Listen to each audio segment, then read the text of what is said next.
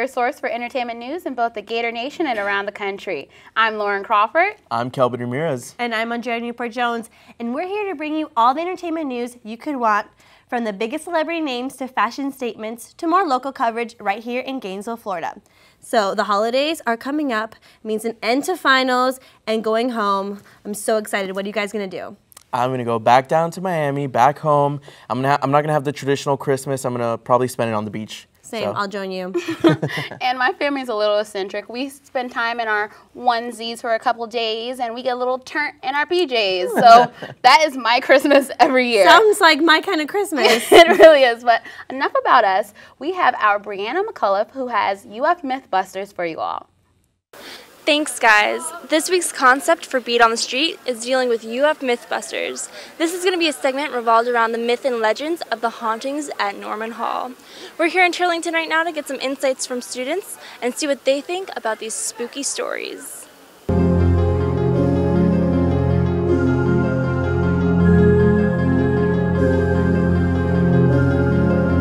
Now, to start off with the first question, do you believe in ghosts?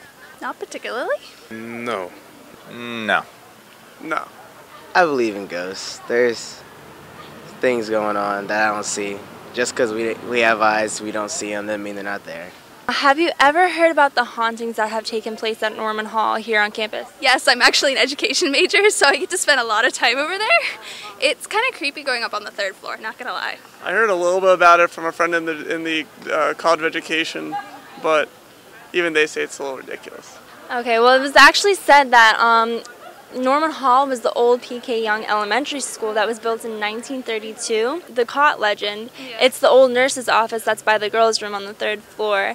And it's said that every night the bed is made, but when they come back in the morning, the room is locked, nobody has access to it, and the bed is unmade. It's said that the nurse haunts that room still. Would you ever be interested in going to check out Norman Hall after hearing these stories? I'd say if I did, I'd have to bring my boys out from Tau Epsilon Phi, and we'll investigate and take out some ghosts. Right now I'm here in front of Norman Hall reporting, and I'm here with our host, Kelbin Ramirez and Bobby Desmond, and we're getting ready to do a paranormal investigation. Are you guys ready for this? Yes, I'm ready to go to the haunted Norman Hall and see if we can contact some spirits. The unhaunted Norman Hall, because there's no such thing as ghosts, but I'm here. It looks like we got some conflicting views, but hopefully we'll see what happens after this. Are you guys ready? Let's get started. Let's go. All right. We've actually brought with us a Ouija board. We're going to try and get in contact with some spirits. I don't know how this is going to go. I'm a little bit creeped out, I'll be honest. Are you ready for this, Kelvin?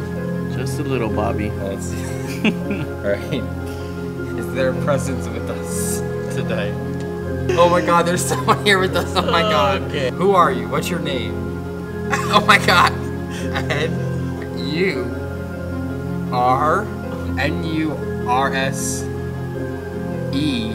Nurse. Oh my God. What? Oh my God. Hello, have you guys ever seen spirits or ghosts in Norman Hall? This is John, our friend that we just met in Norman Hall. He's heard of some spirits. Can you tell us about the spirits that you've heard of in Norman Hall? Yeah, I haven't actually heard the stories firsthand, but I have talked to a security guard that has heard the stories, and he said there's been a couple officers on record to report the stories. I've been coming here now for a year and a half, and I will tell you it does get spooky late at night, and there's some weird vibes going on inside Norman Hall. I asked it, are you an evil spirit? Because we might as well go hard. So. Okay. Okay. No, I'm not gonna lie. Oh my God, it's an evil spirit. Stop. Nurse, why are you still here? R-E-V-E.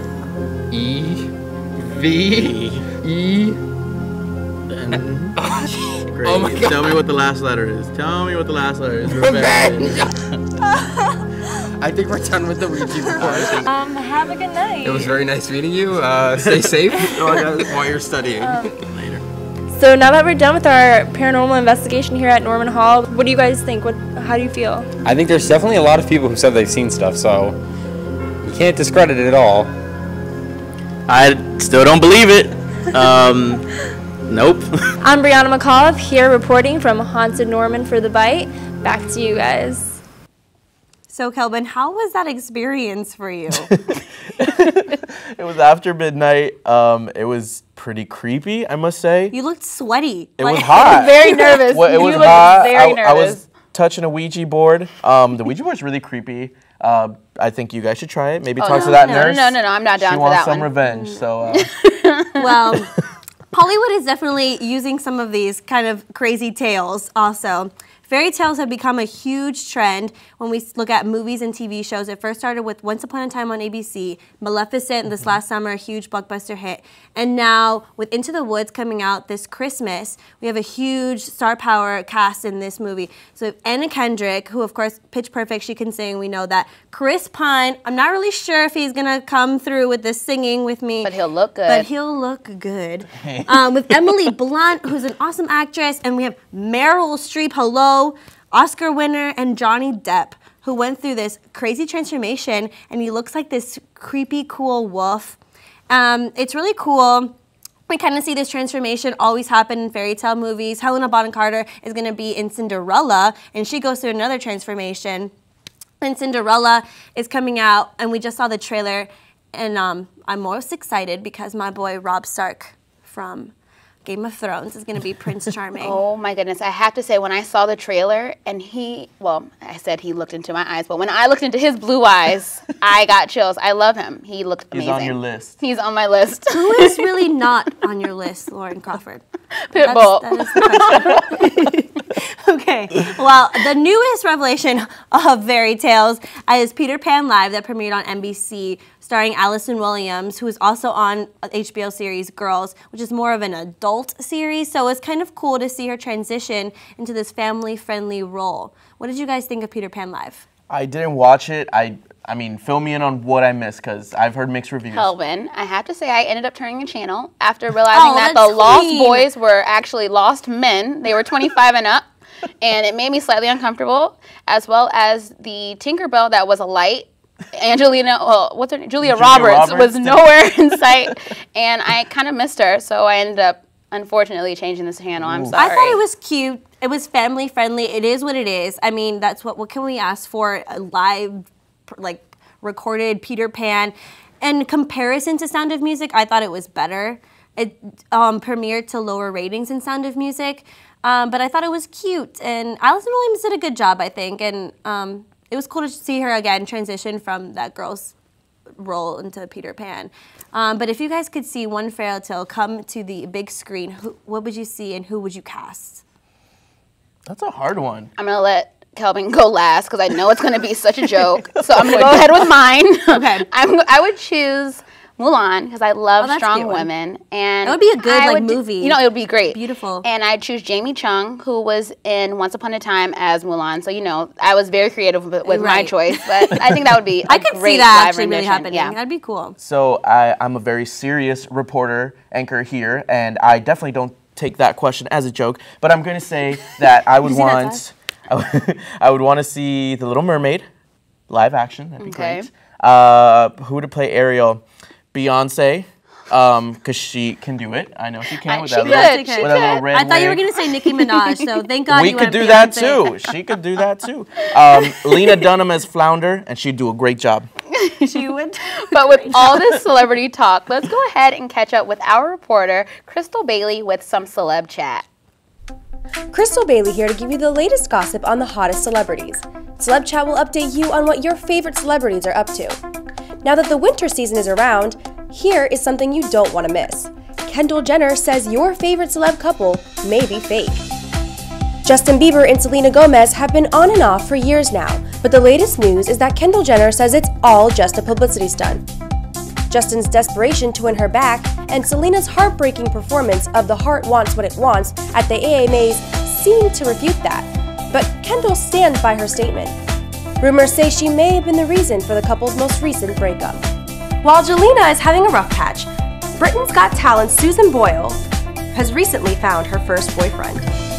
On the 2009 season of Britain's Got Talent, she admitted she'd never been kissed. Here she is at 53 years old and in a new relationship. She won't publicize who he is, but she hinted that they are around the same age. She says he is a doctor from Connecticut whom she met on tour and called him the perfect gentleman. Susan's come a long way since she dreamed a dream. In other news, actor and model Corey Sly spent his Thanksgiving in the hospital. The Young and the Restless star was attacked on Thanksgiving night while he was on his way to bring a friend a turkey dinner.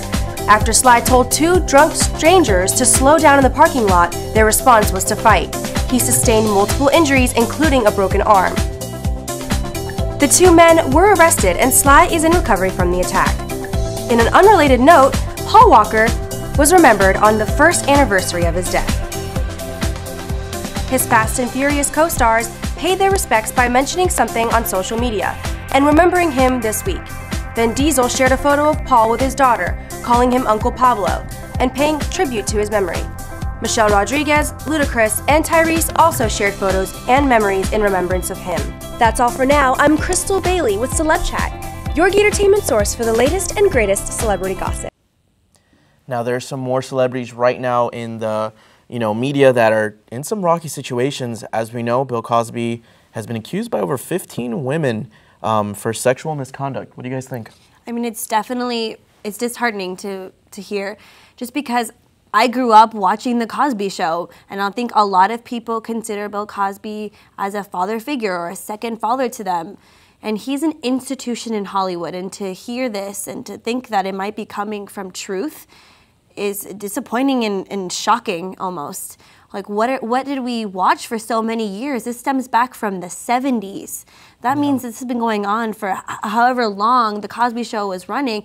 And, when we think about Bill Cosby, we think about him being a professional and a comedian and someone that's loved. And now I don't think he can come back from this. I don't know. I don't think he can come back from this either way. And actually, people from Hollywood have spoken out about it, not as many as I thought there would be. And Whoopi Goldberg has come to kind of his defense, saying that she just doesn't want to make any assumptions until more is known about the issue. And also, Ice-T has spoken out about it, not so much in a positive light, but he was saying how he won't really support him because of the negative things he's said in the past about the world of hip-hop. I think Cosby has an amazing legacy, but he's also been very frank and very open and honest. And that's why I think this is so weird, because usually he always has a comment on things. Absolutely. And he's been really quiet. Yeah, and the only time he kind of came out to speak is when he said, oh, thank you for the support, when some celeb said like she kind of was supporting him. So I just don't know how to really feel about it, except that I just don't think that he can come back from this. Right. And I just don't understand why this is becoming almost a trend. We saw this again with Stephen Collins a little while ago, and he came out and admitted to pedophilia and molestation. Yeah. He was the star of Seventh Heaven, playing Reverend Eric Camden. That show was, I mean, I don't know if you guys watched it. I came home every day. Same. Every day Every single day I'd watch Seventh Heaven and think, like, I want to be a Camden kid. Like, that's a family value show. What are we watching like, I mean, I know, like you said, Lauren, that sometimes our characters don't mean that's who we are in real life, but it's the separation. Right. Like there should be a separation, but there's still some type of morals that you think everyone follows. And when you hear like a character or really a person that isn't even somewhat like their character in morality standing, it's very disheartening, and it's kind of scary because they interact with a lot of children. You just don't know who they are. And it poses a lot of questions. Like, are there more cases like this that we have no idea about? And has this been going on for a long time? You know, definitely it's really sad. But on a more positive light, why don't we check in with Tonia Borsellino and see what she has in this week's edition of The Note. Welcome to The Note. The more music lovers are looking toward the internet for a quick music fix, the more artists are finding it easier to share their talents with a larger audience. Artists like Carmen, Christina Grimmie, and even Justin Bieber were able to reach millions of viewers and acquire recording contracts through the YouTube platform. But there are thousands of other talented voices just waiting to be discovered. Just look at Mackenzie Johnson, for example. She got a body like an hourglass, but I can give it to you all the time. Even someone with a larger following like Tyler Ward. Listen to his amazing cover of Blank Space by Taylor Swift. Nice to meet you where you've been. I can show you incredible things. Tyler's been able to tour the world playing for crowds in places like Germany, London, and Canada. Even some of US very own Gators are sharing their talents with the world. Take a look at Hip Hop Duke sharing some of his sick beats. Yeah, I'm ready, about to kill it so deadly. My flow be bringing all the weight, you know that it be heavy. You know how I do it, boy, I'm right in. You can now find Hip Hop Duke as the new Mr. Orange and Blue at UF football games. Which YouTube artists do you like to listen to? Send us a tweet at ChomPics The Bite. This has been The Note. I'm Tonia Borsellino. Moving on, Aggie Bodo has some cheesy insight on Gainesville's newest hangout. If it's a cold day, a hot day, or even a game day, and you're absolutely starving, where do you go? Well, the answer is simple. 2 words, 1 main ingredient. Cheese Daddy is the local newest restaurant located in the heart of Midtown Gainesville. Not only can you get your classic grilled cheese here, but they offer a variety of their amazing combinations, like the buffalo chicken melt and even a cheese donut. Yeah, the grilled cheese donut is a combination of, you know, someone loving grilled cheese, someone loving donut, and just never thought to combine both of them. Every order comes at an affordable price and includes a side of creamy tomato basil soup that you can dip your sandwich in. You can also get a combo for an extra $2.50, and it includes a fountain drink and chips. What's your favorite thing on the menu? The grilled cheese donut. Yeah, our most popular item is the Mr. Mac. Mr. Mac, just because it's the only thing I've had and it's fantastic. That, on any given day, will outsell every other item. The barbecue pit, it was pretty good. Ooh, that's what I had too.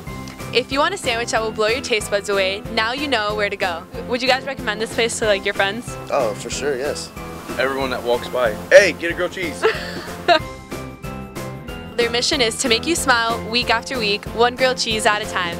I'm Aggie Bodo reporting from Cheese Daddy. Now it's time for our version of Tender Biter. And this week's theme is based off of the Victoria's Secret fashion show, which was held in London on December 2nd, but will air on CBS December 9th. And it had performances from Taylor Swift, Ed Sheeran, Ariana Grande, and Hozier. And I have to say I'm really excited for it.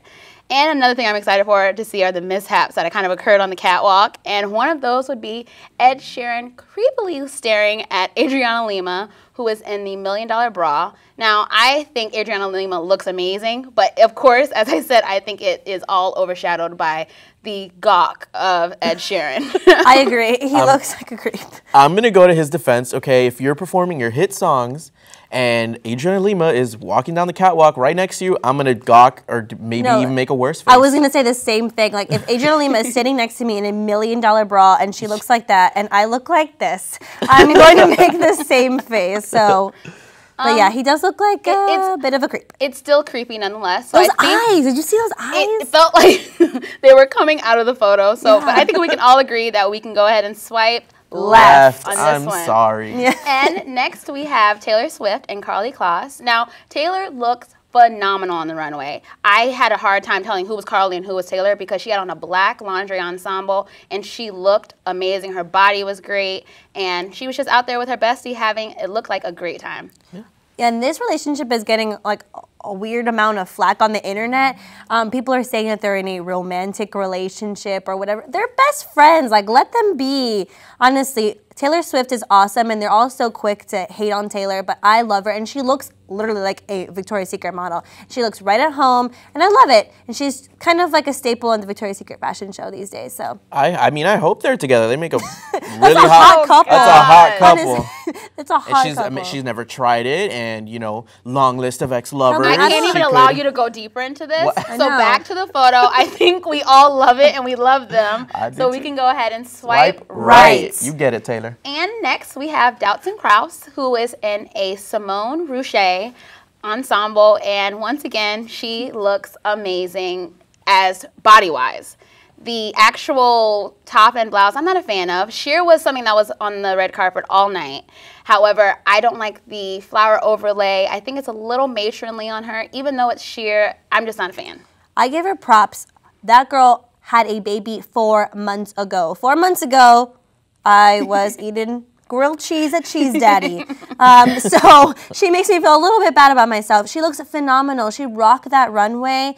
So I give her props. I mean, I don't really care. She could wear anything and I'd be like, I'll buy it. I don't like it. I mean, it looks like you said, it looks very motherly. Like, motherly. I don't know what mothers you're really talking about. If Ariana Grande, if she was a mother at 40 years old, she would wear this. And I think it's appropriate for her if she was 40 years old. Okay, it's not my favorite. I mean, Simone is known for her very romantic designs, and I can see where she was going with it. So I think I might actually like the skirt and top, but not on her. But from here on, I think we can go ahead and say that we're going to swipe left. And next we have the gorgeous Bahati Prinsloo. She is already a winner because she's married to Adam Levine, but she came out and she opened the show for the first time looking like a Greek goddess in all gold, just phenomenal. What do you all think? I can't wait until it airs. Bahati the Hottie is opening the show. I can't wait for that. It's going to be really fun. Honestly, can Bahati Prinsloo just go away?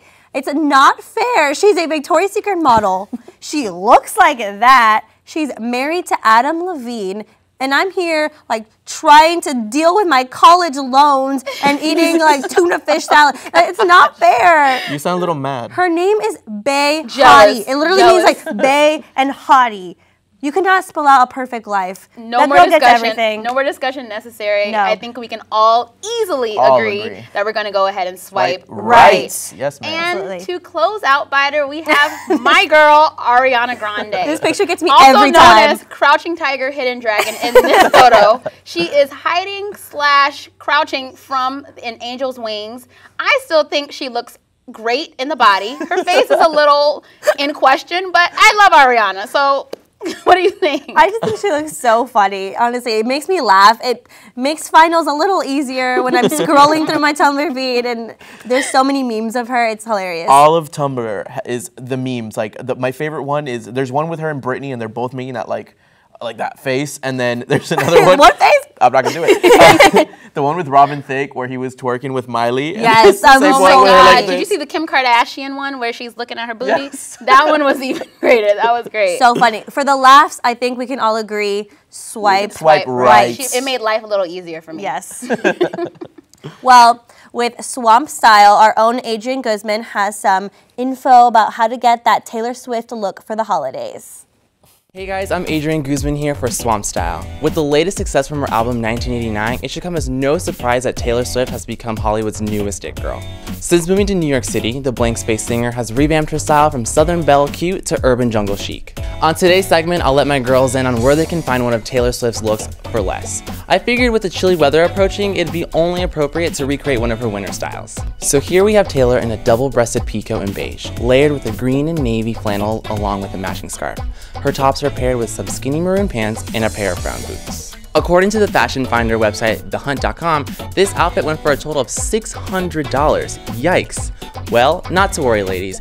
I went out and found these same pieces for much less, right here in Gainesville. Starting at Target, you can find the coat and the flannel together for $77.99. And at Forever 21, you can find the pants, boots, and scarf for only $53.50. So ultimately, you would save a grand total of $470. You'd be insane to pass up a bargain like that. For more style tips, you can follow me on Twitter. Until next time, I'm Adrian Guzman for Swamp Style. And that concludes this episode of The Bite. I'm Lauren Crawford. I'm Andrea Newport-Jones. And now I'm Kelbin Ramirez. Happy holidays, everyone. Stay tuned for next episode. Guys, can we do more singing with the... I don't wanna laugh.